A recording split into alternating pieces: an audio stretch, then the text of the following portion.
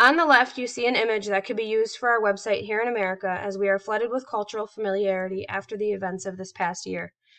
We see crowds of people, masks being worn, Black Lives Matter signs, and Stop Police Brutality signs.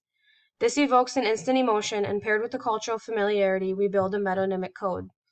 According to Professor Hamilton, metonymic codes are a collection of signs that cause the audience to make associations. This image will cause our audience to make associations with our campaign to end racism and provide an emotional appeal. The image on the right can be used in our website in Italy for those same reasons.